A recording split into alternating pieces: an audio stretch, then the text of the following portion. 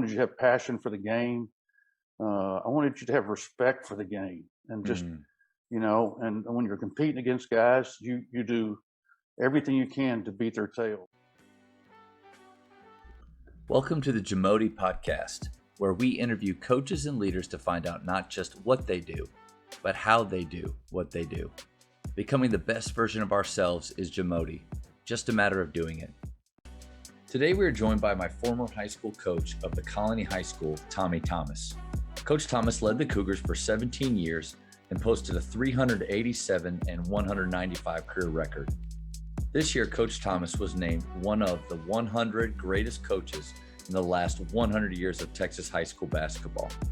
In this episode, Coach Thomas discusses his daily habits for success, non-negotiables from his program, how to build confidence in players, how to handle defeat in the locker room, and if he could start over in coaching, what would he do differently?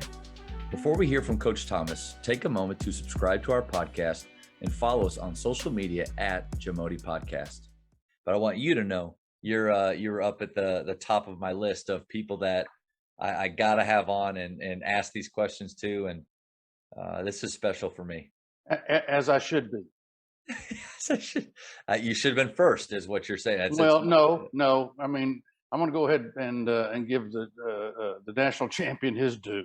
Okay. Yeah. What daily habits set you up for success? Well, I think that's different, I'm sure, for everyone. But I think there's things every day you have to do that you have to have passion for what you're doing. Every morning when you get up, you got to be excited about getting up. You got to have a daily plan, and you got to be organized.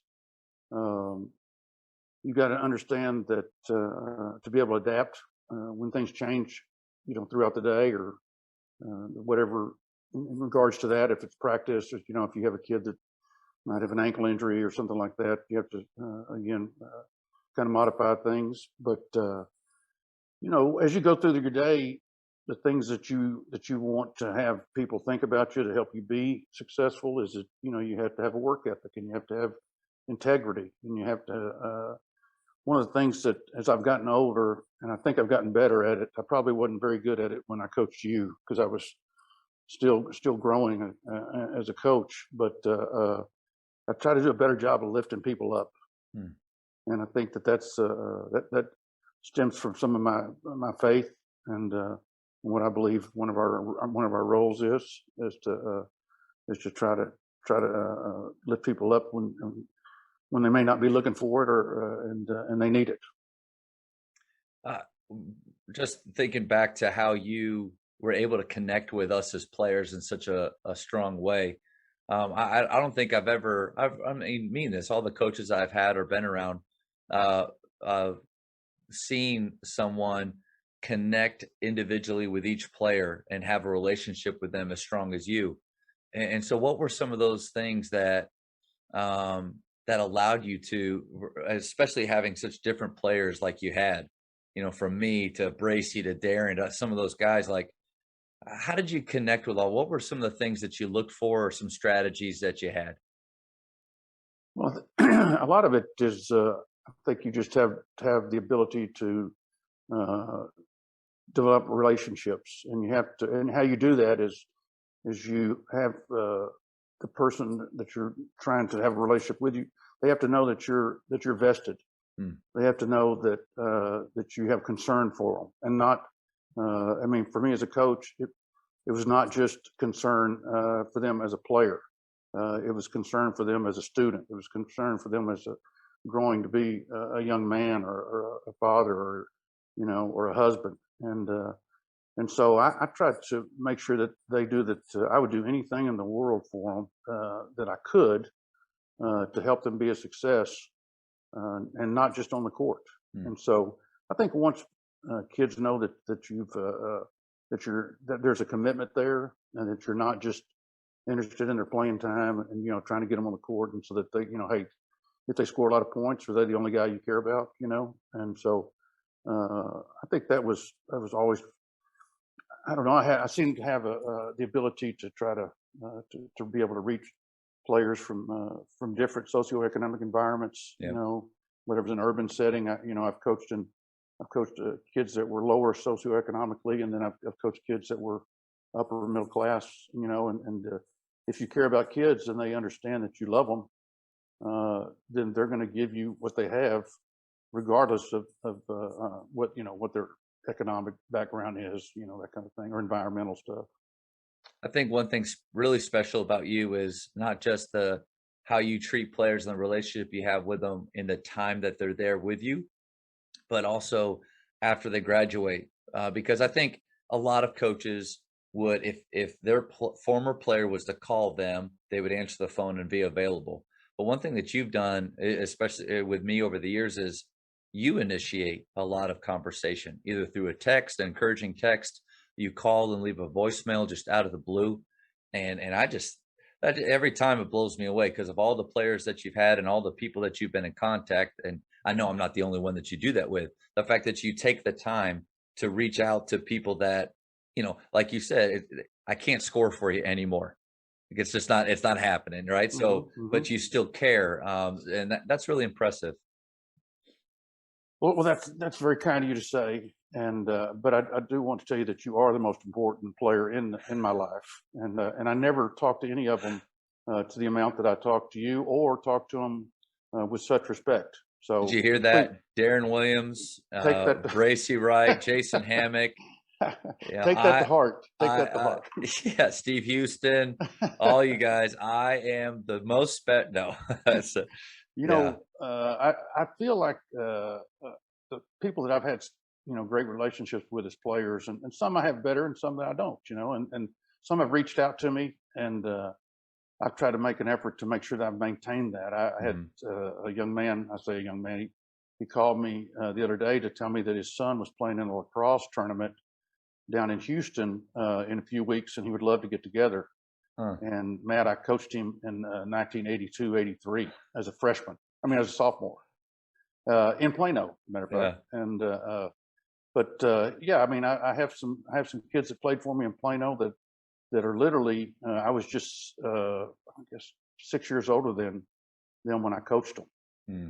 So yeah, I love the fact that I have relationships that are from former players like that, and like in any relationship, and I've tried to tell lots of people this, there's always somebody that works harder at it than the other one.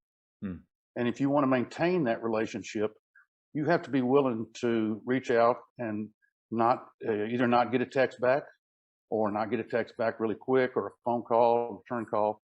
Sometimes, I call people and it's hard to believe that they don't want to talk to me. I'm a little stunned when it happens. But there's people that don't actually return my call, I'm sure, or text. But I just want people, some of my players and former coaches. I love the guys that I coached with. I love them like they're my family. And so I still try to reach out to those kids and make sure they know that I'll do anything for them, but give them a loan. That's it. What's the best thing that you've borrowed lately?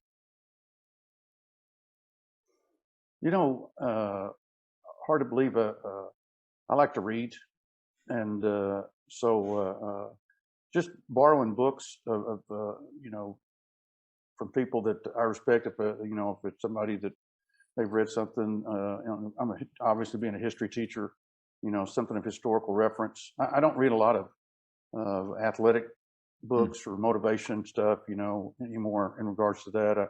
When I coached, I tried to pay attention to that more, and there were some books that I really liked that I think that helped me as a coach, and so that's a different thing. But now I'd say I'm looking for something to read of historical nature, or even, I know this will probably just stun you, but when I coached, all the time I read Shakespeare.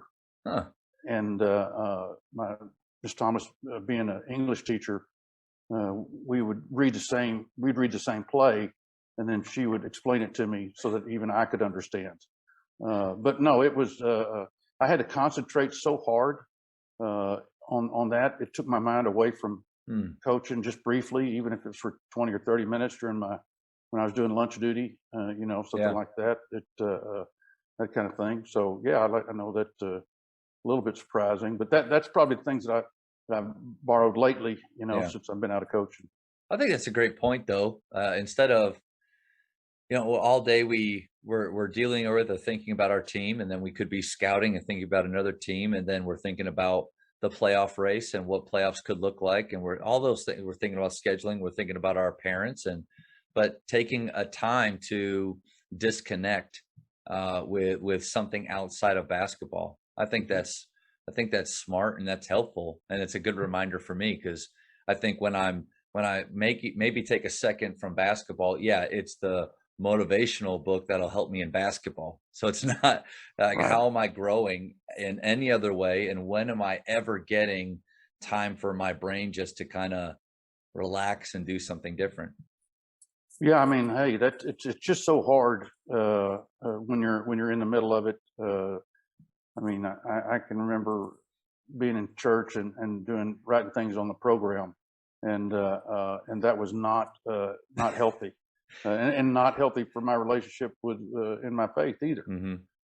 Because I was distracted. I was putting something else ahead of what it needed to be about, and so. Yeah, that's and I know for a fact that I'm not the only coach that has done that. So Right. that's Yeah. we're all in trouble on that. Yeah, Jana has definitely looked over at me and what I've been doodling, and just maybe a little nudge and a glance towards the front. So no doubt. Sure. I mean, you know what? Inbounds plays can wait. Okay, right. Baseline inbounds especially. Yeah, okay. I don't need this one that bad. So no. Yeah. The JAMODI Podcast is powered by Bology. What's your BSA score? The Bology Skill Assessment is the only verified skills metric endorsed by colleges to discover and develop the best talent for your team. This 10-minute, 100-shot test can be taken for free today on the Bology mobile app. Elevate your game. From at the Colony, what were the non-negotiables that you had in your program? Oh, I mean, there seemed to be a lot to you guys. I mean, I didn't have a lot of rules, but people seemed to perceive that that you guys were just treated unjustly. I got a lesson in that the other night from Darren and Bam and at Trey Lister's wedding. And but it seems that the things that I wanted you to be was to be committed as a student.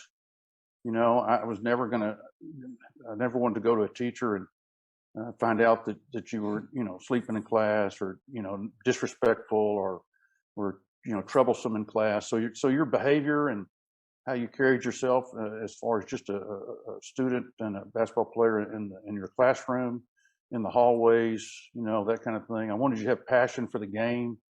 I wanted you to have respect for the game, and just, and when you're competing against guys, you do everything you can to beat their tail. But if you notice that the other high school coaches that were in our district, most of the time I was great friends with. Yeah. And we'd go scout together, and I mean, I just loved what they did, because they lived what I did, and so I think just having that discipline, that work ethic of being able to stay organized in a timely manner, not make me go grab you out of the hallway to drag you in there to finish your shooting or anything like that, but that socialization is so important to high school kids, but and it can be such a distraction. And now I can't even imagine the difficulty in social media and looking at their phone all the time, and the buttons that get pushed by what people say on Instagram, or my daughter makes fun of me. She waits for me to say the Google. The Googler. the Google. Or I called it the COVID the other day, and she crushed me. But Coach, I was at TABC a few years ago, and Bob Hurley Sr. was there, and he went through his list of 17 or 19 rules that are very detailed that he has for his players, and maybe because of where he was and what who he was coaching, that really worked. But I do think you were right on the money with having standards rather than a set of rules. And there's been a lot of Coach K doesn't have rules, so he's never has to be put in a box by him, never has to be held to him. And because you didn't have rules, when we're at Duncanville my senior year, you're able to put Bracy back in the game because we needed him, even after he had done some things wrong, because you didn't have a rule that said if you do this, you're out for the whole game. You didn't have to live by that, and we ended up beating those dudes. And that was that was probably the best high school basketball game I was ever a part of or watched. So that was a special night, and I'm fortunate enough to speak to a coaching and leadership class at Texas A&M every semester. I think I've spoken 15 times, and the professor that runs it, he always makes me tell that story, always. And again, you know, if you just put down in print what the consequences are and everything, because every situation is different. Yes. I mean, you really have to treat it differently. That doesn't mean that Gracie didn't get punished, you know, or didn't go out and have to run till he, you know, puked. But it does mean that, you know, sometimes you don't want to punish the team for an individual that made a mistake when you can punish the individual for making the mistake. And so I try to, you know, judge that, and because there's circumstances, you know, and one thing I always talk about is you don't know what's going on in a player's home. You don't have any understanding if the electricity was on. Did they have food that night? Was there a domestic issue? I mean, there's just so many circumstances that could cause a player to be late for the bus. That could cause a player to not have his homework, to not have his uniform. So I think that you have to be open to the fact that, you know, you just can't have, you know, rules across the board that say this, this, and this if you don't understand that there's special circumstances that can cause, you know, issues for every player and coach. Yes, sir. One of the things that now, you know, 14 years of coaching now for me, one thing that a lesson that you taught us, a standard that you had for us that I constantly talk with my players about, it's always in my head, is that idea of respecting the game.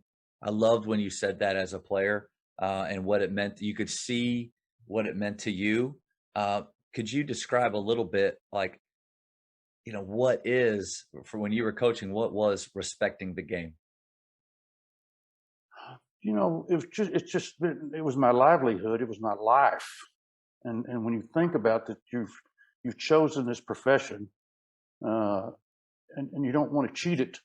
And so, and you want the kids to make sure they understand that this is an opportunity that not many people will get. There were 2,300 kids in our school, and you were the best 12.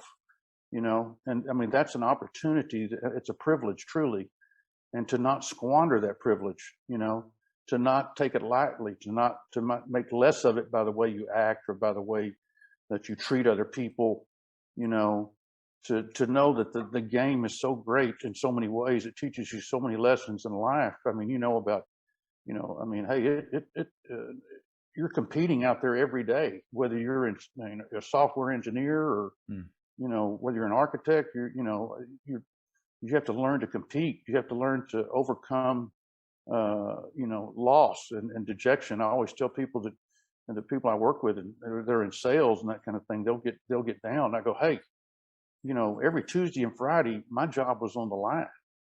And so, you know, no one was more concerned about it. But if you lose, you can't whine about it you got to get past it. On Wednesday, you got to be over it. Yeah. And move on. So that's when I talk about it. It gives you the opportunity. It gave you an opportunity to go to college. It gave you an opportunity to learn life lessons. It's just an amazing game. The relationships that I got with other coaches, with my players like you, I mean, you have no idea the honor that it is to have those kind of people in my life. It's part of my journey, you know. It's a pretty special deal, you know. Yes, sir. Yeah. One thing I always appreciated about you is that, I mean, how intense and fired up you could be, but then you were also, especially when you were talking about respecting the game, and I can think of post-game locker room speeches where you would allow yourself so it's easy, I think, as coaches to demonstrate anger. Like, that's not hard. You know, that comes naturally because in our minds we think of all the things we didn't do well or could have done better. But what you were able to do too is just to be open and honest with your emotion and your ability to show, I mean, just show that you were upset or even sad in the fact that there was more that we could give, and you allowed that to show. That was always impressive to me.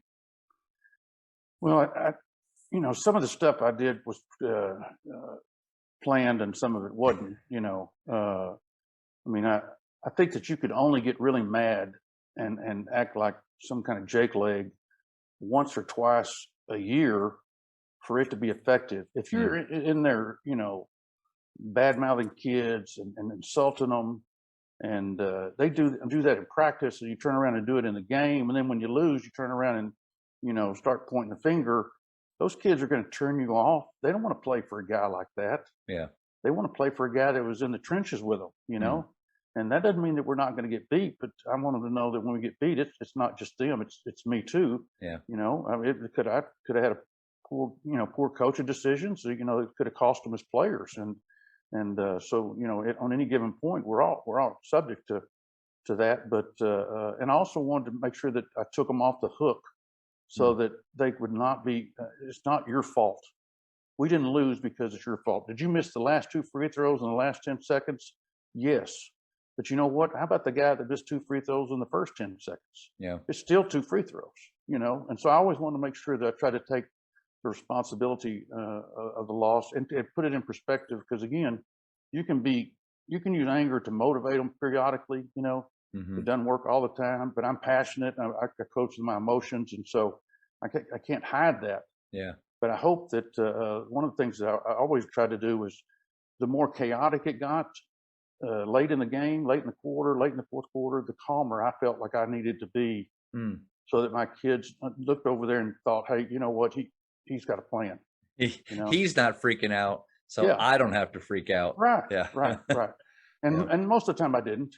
I didn't have any idea what to do, but hey, you guys didn't know it. Get the ball to Darren. Yes, that's a good play. Really good play. That's a good play. Yeah. The JAMODI Podcast is powered by Sideline Interactive. Sideline Interactive is the leading manufacturer for high-quality, innovative scoring tables and LED video display boards that help coaches and schools bring more excitement to fans, create huge fundraising opportunities, and make their jobs easier. Visit sidelineinteractive.com to check out their amazing products. How did you build confidence in your players? Well, some I did, and some I probably didn't. I think that's there were probably some days that you probably thought that I was not a good confidence builder. When I was encouraging you about your entry passes, your entry level passing. But the worst freaking entry passer, Dr. Evil. And then I was trying not to laugh because I knew the movie and the quote that you were imitating, but you were actually really upset with how I was doing it. And I knew if I smirk, because it's funny, that would even be worse. So that was a hard moment. And again, most of the time I'm trying not to laugh when I do stuff like that, because I find myself quite clever sometimes. And but yeah, I think just the best thing you can do for their confidence is put them in a position to be successful with what they do best, and their skill level. And then also while they're doing that, it doesn't mean you don't want them to grow into other areas of the game. There might be, I might see a shot that you take now that I wouldn't want you to shoot, but as you play on the varsity, or as you extend your range or whatever like that, and you've earned it in practice, if I've seen you do it in practice, then I have confidence that you can do it in the game. And so you may have a green light to do something that, or take it to the rack off that high post, screen or something. So I think that's what you have to make them earn it. And so that they know that they have the confidence that says, hey, you know what? I worked on this. Your ball handling is insane. It's crazy. That's the reason you have JAMODI. That's right. And that the reason that is because you worked relentlessly. I tell people all the time that when Matt was there, he wasn't there at 6:30 in the morning, the first morning of the practice, or the first Monday of the month. He was there every day for 4 years, And so you earned it. And so now your confidence level when you're handling the ball, Yeah. I mean, you're not It thinking comes from anybody's going to take your ball. preparation. Yeah, it comes from preparation Sure. because you have actual experience doing something over and Yeah. over and over again. You have the right to be confident. Yeah. And that, I mean, that's earned confidence. And Yeah. so, and then some guys, you know, you just believe. Yeah. I mean, it's, you know, if you remember, I think there was a game against a rival district team that you took the last shot of the regular time period, and maybe the last shot of the first overtime, and you missed it, and it was in the right hand corner. But I'm almost over it. But I'm not mad. You're not mad anymore. no, I'm not mad Yeah. at you. But Yeah. no, hey, I wouldn't have let you have that look. Yeah. You know, I would. I mean, I would have let somebody else shoot that shot if I didn't think that was a great look. You know, and I mean, of course, the defense can determine that. I apologize, my eyes are watering, but That's all right. It's emotional. But that's but yeah, I'm still crying over your shot. But no, but I mean, I had confidence in you to take that shot, and also I was probably thinking down the line that he's a sophomore. You know, if he's in this position now, then you know when he's a junior, when he's a senior, and he's in it again, you know, and so I mean, I think there's lots of things that are going through your mind, you know, and I think you were brilliant in your ability to. I'm sorry. You were brilliant. Say that one more time. Brilliant. Okay. In your ability to make people feel great about themselves. And my example is, and I try to do it now, but I think it just comes off wrong and sarcastic. But I walk into the gym and you say, well, because he called me Maddie. Hey, Maddie, how's your day? I say, oh, coach, it's a good day. And you would launch into this thing. Well, why? Of course it's a good day. I mean, look at you. You know, you're good looking. You're smart. People like you. You're popular. Like you're a good player. And you rattle off these things, and then you'd be like, why wouldn't you be having a good day? And you couldn't help but smile while you're doing this thing. I've tried to do it, but it just comes off like, well, Josh, of course you're having a good day, but it's just not the same. But you were really good at that. I did it today. I did it to a guy today at work. I just went through a myriad of all the things that he should be grateful for, and you know, to make him understand that if he doesn't have confidence in you know in himself, then he's a lunatic. But that's special though. Like you're the only person that's done that. You're kind to say that. You're kind to say that. But again, I felt that way because I mean I would look at you guys and I'd go, wow. I mean, how cool. I mean, I was such a terrible player, you know, and I came from a bad, just a very difficult urban area, you know, I mean, there's just so many things that made it difficult for kids that I grew up with to grow up and get out of there, you know. And so I'd look at you guys and I'd go, holy smokes, man, you got the whole world by the tail. And, you know, when I talk to those kids at A&M, I often tell them, you know, and I'll talk about my past and, you know, the difficult things that I went through growing up. And I said, you know, I've had a relatively successful year, and here you sit at A&M. So the only reason you're not a success going forward is you, dude. I mean, it's on you. You got it. You've already made it. You know, if you'll just work hard and believe in what you do and have passion and be honest and all that stuff, it'll come to you. You know, you can't be greedy. You can't want what I have at 63. You're not, you know, when I'm rolling dirty in my brand new F-150, you know, or something. So, but I mean, you can't, you got to earn it. And I think that's part of the issues with some of the young people is that they kind of want what their parents have right away, you know, instead of understanding how hard it was for their parents to get where they're at. So that's probably just me being old. No, you're right. You're right. You touched on this a little bit earlier, but how did you handle defeat first directly after a game with your team in the locker room, but then also kind of go into the next day of practice? That's tough, Matt. I really, I didn't do a very good job of that. And certainly in reflection, because there was a long time where I felt that losing just made me miserable. And that's one of the reasons why I got out, was because the wins didn't mean very much, or didn't mean as much, and the losses just crushed me. We were so successful for so long that to have a run of losses, it was just so hard on me, difficult for me to overcome. And I often had the mentality that if I'm miserable, I think everyone around me should be miserable. And so the next day in class, probably a pretty good chance that we were going to have a pop quiz, or, I would, or in practice the next day, I would try to get through it. If there was something specific that I felt let us down, if we were unwilling to take charges, or we didn't get on the glass, then we're going to put the bubble on the rim, and we're going to go to war, or we're going to do, get tough. We're going to do some things that indicate that I was not pleased with our effort last night, whether it was execution, or whether whatever it was. If we lost because we just didn't shoot the ball, that's a different story. If we lost because we didn't make free throws, I mean, hey, we've come in late at night and shot free throws, just to put a point of emphasis on it. But you got to let that go. The deal about effort or not guarding people, that usually climbed my tree a little bit. Yeah, that went against what your vision of respecting the game was.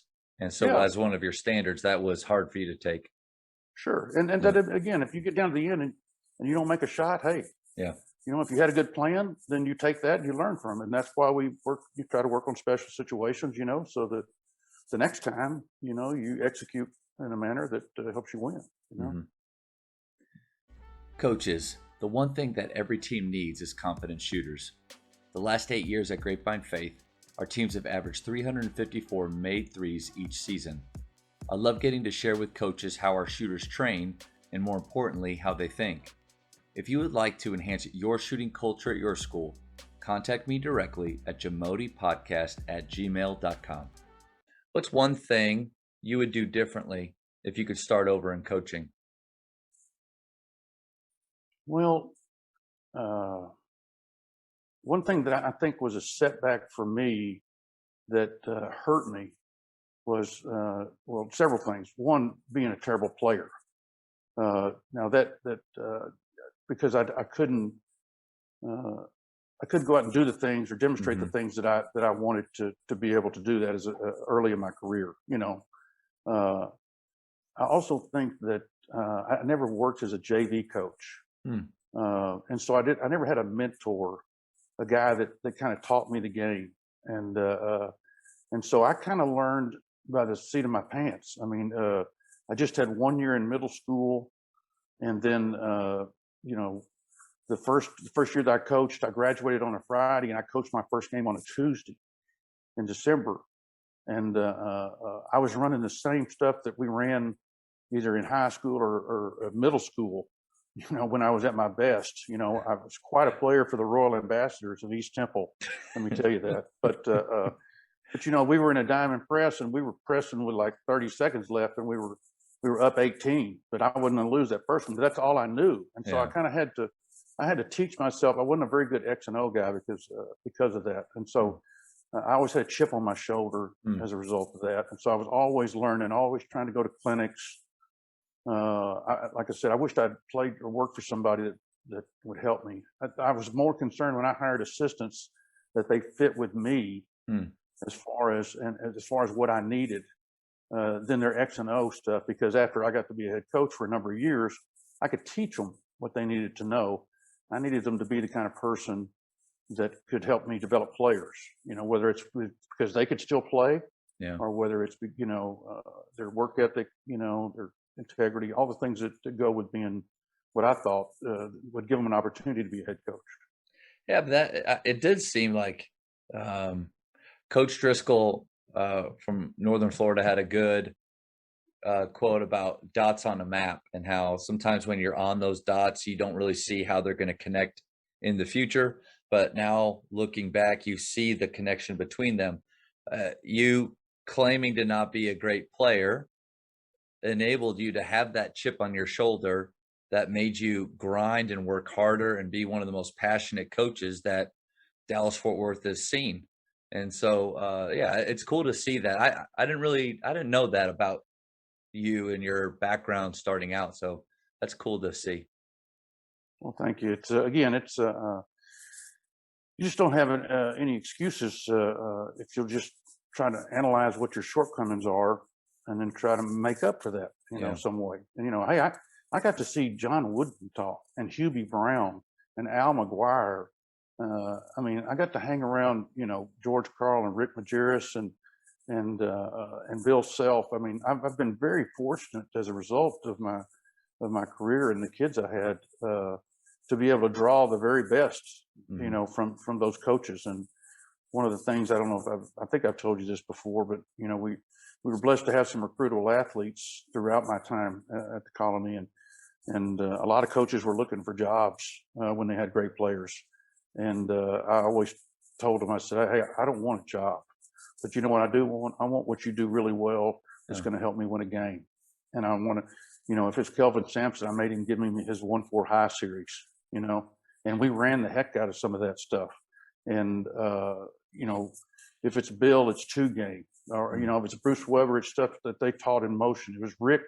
It was, I love some of the stuff he ran against the zone that had so much movement because we could use it against the matchup as well. And so, yeah, they all had special things that their teams did really well.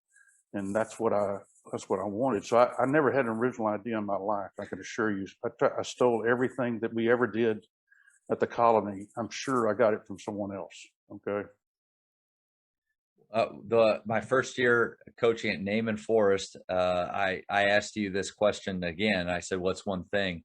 And you told me that you would spend more time with numbers. I don't know what it was, like 9, 10, 11, 12 on the bench. And that was really powerful. I heard it. I don't think I used it or thought about it much until, now that I'm not that I'm getting old or anything, but definitely trying to not just focus on the ones that you feel like you have to focus on the most, the guys that are on the floor in that connection. I thought that was powerful from you. I can assure you, Matt, question 23. What's the one thing you would do differently if you start over in coaching? Better relationship with 9 through 12. Yeah. So what I told you then, however many years ago that was, 14 years ago. Yep. It's still weighing on my heart. And that doesn't mean that I coached them the same.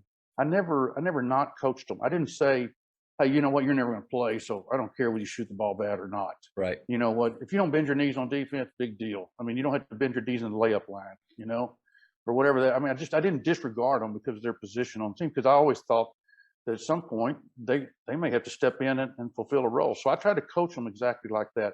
I don't know that I worked as hard at knowing them, and I had a good relationship with them, but I didn't work as hard as getting to know them. I don't think, as maybe I could have, because again, as I've gotten older, I found the things that were most important to me in coaching. I mean, surely winning was it, a lot of it, but was developing, people into young men and of character that were going to go out and just to be good men and good husbands and good fathers and work hard at whether they're driving a Coke truck or whether they're the they're the CEO of Coca-Cola.